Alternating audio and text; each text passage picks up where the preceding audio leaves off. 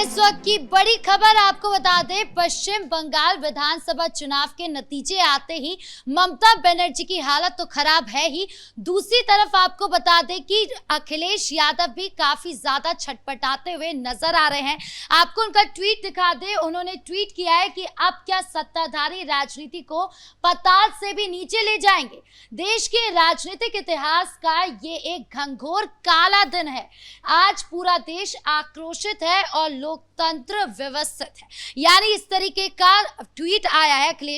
अखिलेश यादव की ओर से, जहां पर वो काला दिन बता रहे हैं इस जीत को, जिसपे बीजेपी के साथ साथ वो सारे हिंदू भी खुश है, जिनको अब गुंडागर्दी से छुटकारा मिला है, भ्रष्टाचार से छुटकारा मिला है। और क्या कुछ चल रहा है इस सब को लेकर बताएंगे आपको। मेरे साथ मौजूद है मेरे सहयोगी हर्ष जी। सर, सबसे पहले ट्वीट की ही बात करें, ममता बनर्जी का जैसे ही पता चला कि वो उनके वोट जो है वो छिटकते जा रहे हैं, वैसे अखिलेश यादव छटपटाने लग गए। कह रहे हैं कि जिस तरीके से यूपी विधानसभा चुनाव में मेरी हार हुई थी, उसी तरीके से आज यहां पर भी हो रहा है। बिल्कुल, देखिए अगर पश्चिम बंगाल की बात करें तो बीजेपी ने परचम लहराया और 206 सीटें बीजेपी ने पाई है, जबकि 81 सीटें टीएमसी को हासिल हुई है और ममता बनर्जी की बुरी हार हुई। हालांकि ममता बनर्जी के लिए ट्वीट तब किया गया अखिलेश यादव की तरफ से जब ममता बनर्जी ने आरोप लगाया, जब वो गई थी एक पोलिंग बूथ पे, पहले भी जब चुनाव चल रहे थे तब भी वो पोलिंग बूथ पे गई थी और अभी भी जब मतगणना हो रही थी तो वो मतगणना केंद्र पर गई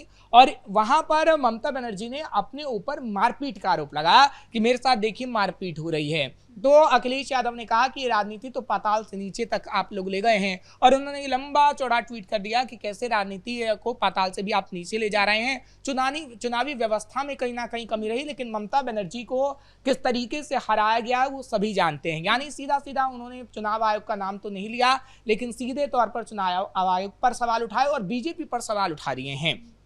हालांकि अब देखिए कि अखिलेश यादव की मुश्किलें अब उत्तर प्रदेश में बढ़ने वाली है, इसलिए वो ममता दीदी पर कहीं ना कहीं थोड़ा सा सांत्वना जताने की कोशिश कर रहे हैं, क्योंकि देखिए अब पश्चिम बंगाल के अंदर ममता बनर्जी हार गई हैं, इसलिए अखिलेश यादव अब ममता बनर्जी को सांत्वना दे रहे हैं। और ये कहा जा सकता है कि अखिलेश यादव की कई चुनौतियां अब उत्तर प्रदेश में हैं, क्योंकि देखिए विपक्ष जो नैरेटिव गढ़ने की कोशिश कर रहा था कि संविधान खतरे में है, लोकतंत्र खतरे में है, चाहे फिर वो ममता बनर्जी हो या फिर तेजस्वी यादव हो या फिर खुद अखिलेश यादव हो, तीनों का पैतरा नहीं चला। आपने देखा कि 2022 में अखिलेश यादव बुरी तरीके से हारे और उसके बाद 2025 में तेजस्वी यादव बुरी तरीके से हारे और अब 2026 में ममता बनर्जी पूरी तरीके से हार गई हैं। यानी जो इंडिया अलायंस क्या बना था वो तो पूरी तरीके से बिखर ही गया, लेकिन उसके जो लीडर थे अब उनके पतन की शुरुआत हो गई है, वो पाताल लोक की ओर जा रहे हैं, जबकि ये राजनीति जो बीजेपी कर रही है उसको पाताल लोक वाला अखिलेश यादव बता रहे हैं।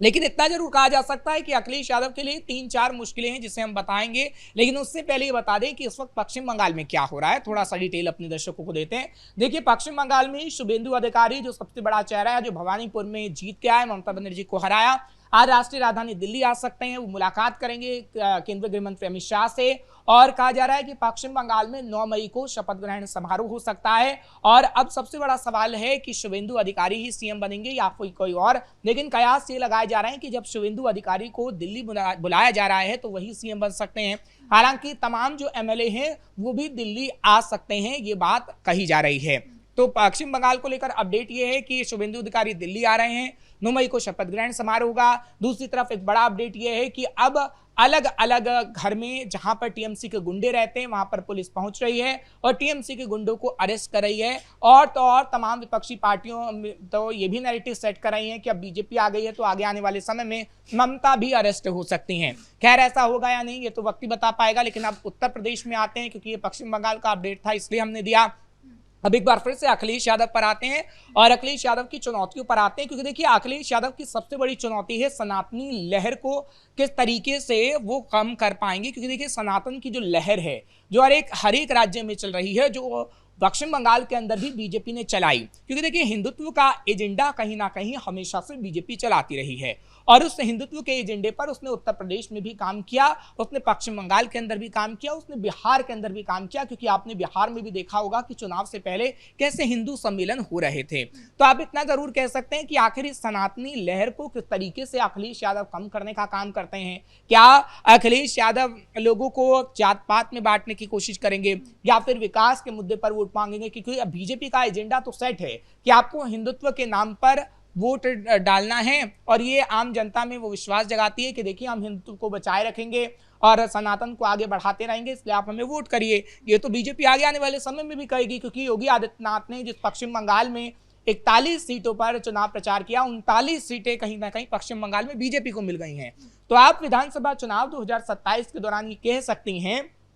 कि कैसे आगे आने वाले समय में अखिलेश यादव के लिए एक सबसे बड़ी मुश्किल सनातन लहर को रोकने की है और दूसरी सबसे बड़ी मुश्किल है विकास की, क्योंकि देखिए अभी अखिलेश यादव ये कह रहे हैं कि केजी से लेकर 12वीं तक की कक्षा वाली बच्चियों को हम कहीं ना कहीं मुफ्त शिक्षा देंगे, तमाम बातें उनकी तरफ से कही गई हैं, लेकिन जो विकास का मॉडल है वो पहले ही बीजेपी ने लोगों के सामने रख दिया है। सर, अखिलेश यादव जो तुष्टीकरण की राजनीति करते हैं, आपको लगता है कि उससे कुछ होने वाला है? क्योंकि हमने देखा कि अगर साउथ का पार्ट हटा दे तो पूरे देश में ही अब बीजेपी का जो है परचम लहरा रहा है और वो हिंदुत्व की बात कर रहे हैं। आपको लगता है कि अखिलेश यादव ने ऐसा कुछ एजेंडा या फॉर्मूला बना दिया है जिसके बलबूते वो चुनाव लड़ सके? देखिए, अखिलेश यादव पूरी तरीके से हिंदुत्व की बात नहीं कर सकते, क्योंकि अखिलेश यादव पूरी तरीके से हिंदुत्व की बात करेंगे तो उनका जो मुसलमान तबका है, जो मुस्लिम वोट बैंक है, वो खासा नाराज हो जाएगा। इसलिए इतना जरूर कहा जा सकता है कि वो सॉफ्ट हिंदुत्व की बात जरूर कर सकते हैं और सॉफ्ट हिंदुत्व की बात इसलिए कर सकते हैं क्योंकि अगर हिंदू ने उन्हें वोट नहीं दिया,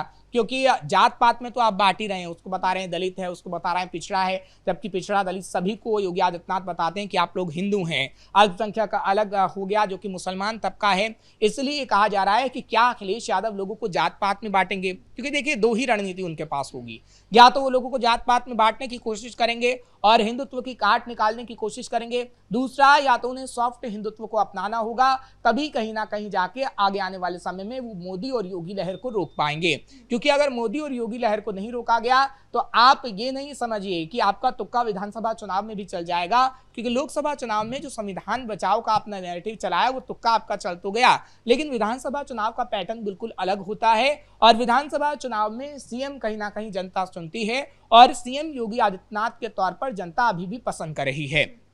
तो आप इतना जरूर कह सकती हैं। और तीसरी सबसे बड़ी चुनौती होगी कि मुसलमान वोट बैंक में पूरी तरीके से बिखराव ना हो, क्योंकि देखिए अखिलेश यादव लगातार कहते तो हैं कि मुसलमान वोट बैंक उनका है, मुस्लिम वोट बैंक उनका है और लोकसभा चुनाव में भी एकमुश्त होकर मुसलमानों ने उन्हें वोट दिया है। लेकिन जहां तक पश्चिम बंगाल के पैटर्न को आप देखेंगी कि AIMIM या फिर हुमायूं कबीर, क्योंकि देखिए हुमायूं कबीर ने वोट बैंक में सेंधमारी कर दी है मुस्लिम वोट बैंक के, हालांकि वो ज्यादा सीट नहीं जीत पाए, 2 सीटें उनके खाते में गई हैं, लेकिन तमाम मुस्लिम वोट बैंक को उन्होंने बिखेर दिया है और ममता के मुस्लिम वोट बैंक जो एकमुश्त होकर ममता बनर्जी को वोट दिया करते थे वो अलग अलग जगह चले गए, कुछ कांग्रेस के पास गए, कुछ AIMIM के पास गए, कुछ वाम दल के पास गए, तो कुछ कांग्रेस के पास चले गए। और ऐसा ही अगर उत्तर प्रदेश में होता है, जो एकमुश्त मुसलमान अखिलेश यादव को वोट देता है, अगर वो बिखरता है तो आप आगे आने वाले में समय में देखेंगे कि किस तरीके से उत्तर प्रदेश में एक बार फिर से बीजेपी की सरकार बन जाएगी। आपको लगता है क्या अखिलेश यादव को यही सब डर सता रहा है जिसकी वजह से वो इतने लंबे चौड़े ट्वीट लिख रहे हैं और बार बार एक ही बात कह रहे हैं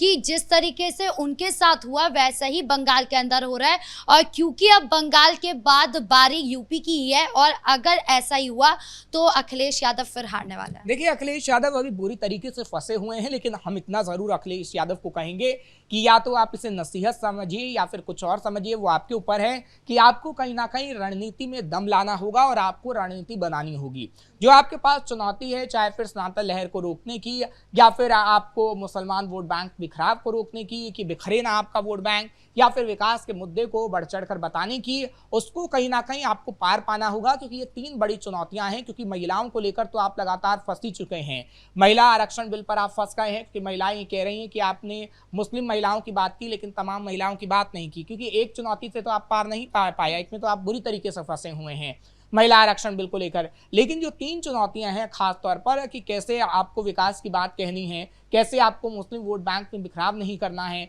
कैसे जो हिंदुत्व की बात कहती है बीजेपी उसका आपको कहीं ना कहीं काट निकालना होगा, तो इस बड़ी चुनौती से आखिर कैसे पार पा पाएंगे। क्योंकि देखिए अखिलेश यादव की अगर हम बात करते हैं तो अखिलेश यादव के पास कोई बड़ा चेहरा भी नहीं है उत्तर प्रदेश के अंदर, वो खुद एक बड़ा चेहरा है, शिवपाल यादव है, डिम्पल यादव है, लेकिन अगर तमाम लोगों की बात करें तो आपको कहीं ना कहीं जनाधार बढ़ाने के लिए कई बड़े चेहरों की जरूरत होगी। क्योंकि देखिए जो चेहरे हैं वो मुस्लिम चेहरे हैं और वो मुस्लिम चेहरे आपके काफी बड़े चेहरे हैं जो सिर्फ मुस्लिमों को प्रतिनिधित्व करते हैं, जैसे कैराना से सांसद इकरा हसन हो गई, जियाउर रहमान बर्क हो गए, या फिर संभल के विधायक होगा इकबाल महमूद,